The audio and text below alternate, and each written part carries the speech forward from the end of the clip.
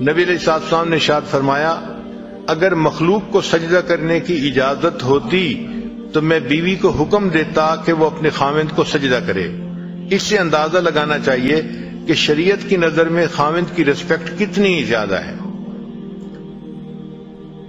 وہ عورتیں بہت خوش نصیب ہوتی ہیں جو اپنے خاوندوں کی رسپیکٹ کرتی ہیں اور اس ذریعے سے اپنے رب کی جو ہے وہ پسندیدہ بندیاں بن جاتی ہیں۔ حدیث مبارکہ ہے کہ نبی علیہ السلام کے زمانے میں ایک صحابی کی شادی ہوئی تو ایک ڈبل سٹوری گھر تھا، تو نیچے ماں باپ رہتے تھے عورت کے، اور اوپر کی سٹوری پہ ہسبینڈ اپنی وائف کے ساتھ رہتا تھا۔ چنانچہ ایک مرتبہ ہسبینڈ کو کسی تجارتی سفر میں جانے کی ضرورت پیش آئی تو اس نے میک شور کیا کہ گھر کے اندر ضرورت کی ہر چیز ہو۔ پھر جب الوداع ہونے لگا تو بیوی کو نصیحت کی کہ دیکھو تم نے اوپر سے نیچے نہیں اترنا۔ بیوی نے کہا ٹھیک ہے، ہسبینڈ چلا گیا۔ اب بیوی اوپر کی سٹوری میں رہ رہی ہے، اللہ کی شان کہ اس کے والد بیمار ہو گئے۔ اب یہ ایسا کلوز رشتہ ہے کہ انسان کا دل چاہتا ہے کہ اپنے والد کے پاس بیٹھے، اس کی تیمارداری کرے، خبرگیری کرے، خدمت کرے، مگر وہ عورت نیچے اتر ہی نہیں سکتی تھی چونکہ ہسبینڈ نے کلیئر لفظوں میں کہہ دیا تھا کہ آپ نے نیچے نہیں اترنا۔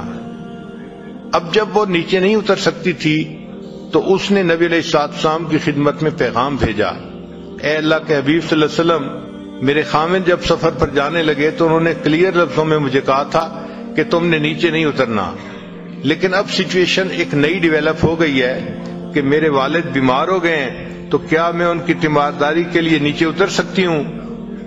نبی علیہ السلام نے فرمایا کہ نہیں، جو تمہیں تمہارے خاوند نے کہا تم اسی پر عمل کرو۔ چنانچہ وہ عورت نیچے نہیں اتری۔ والد کی طبیعت خراب ہوتی گئی حتیٰ کہ والد کی وفات ہو گئی۔ اب والد کی وفات ہو گئی، اللہ کے پیارے حبیب صلی اللہ علیہ وسلم اگر چاہتے تو فرما سکتے تھے کہ ٹھیک ہے یہ ایک نئی صورت ڈیولپ ہو گئی ہے، اب میں تمہیں اجازت دیتا ہوں کہ تم نیچے اتر آؤ اور اپنے والد کا چہرہ دیکھ لو۔ مگر نبی علیہ السلام نے ایسا نہیں کیا، بلکہ یہی فرمایا کہ نہیں، چونکہ خاوند نے کہا تھا نیچے نہیں اترو تو آپ نیچے مت اترو۔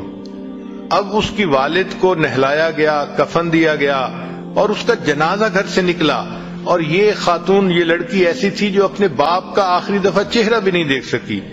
آپ اندازہ لگا سکتی ہیں کہ ایموشنلی اس کے لیے یہ کتنا ڈیفیکلٹ کام تھا،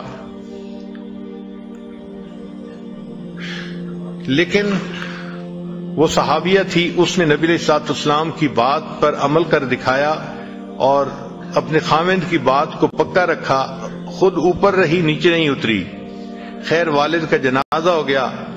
حدیث مبارکہ میں ہے کہ جب جنازہ پڑھ کے نبی السلام تشریف لائے تو نبی علیہ السلام نے اس عورت کو پیغام بھیجا کہ چونکہ تم نے اپنے خاوند کی بات کی لاج رکھی اور نیچے نہیں اتری، تمہارے اس عمل کی وجہ سے اللہ تعالی نے تمہارے والد کے تمام گناہوں کو معاف فرما دیا اور اس کو جنت عطا فرما دی۔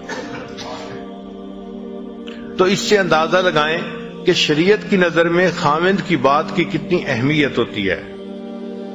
ایک یونیورسٹی کی ریسرچ میں 400 مردوں سے انٹرویو کیے گئے اور ان سے پوچھا گیا کہ آپ کیا چاہتے ہیں اپنی بیوی سے، تو انہوں نے کہا کہ ہم باقی ہر جو ہے تنگی برداشت کر سکتے ہیں، لیکن ہم یہ چاہتے ہیں کہ بیوی ہماری رسپیکٹ کرے۔ جو بیوی اپنے خاوند کی رسپیکٹ نہیں کرتی تو وہ پھر آٹومیٹک رشتہ جو ہے وہ ویک ہو جاتا ہے، کمزور ہو جاتا ہے۔ یہ 2014 میں ریسرچ شائع ہوئی اور یہ کتاب دنیا میں اتنی پاپولر ہوئی کہ اس کو بک آف دی ایئر کا ایوارڈ بھی دیا گیا، اور اس بک میں یہ مینشن کیا گیا کہ بیوی اگر چاہتی ہے کہ گھر آباد رہے تو اس کو چاہیے کہ وہ اپنے ہسبینڈ کی رسپیکٹ کرے۔ لا الہ الا اللہ، لا الہ الا اللہ، لا الہ الا اللہ، لا الہ الہ الا اللہ لا الہ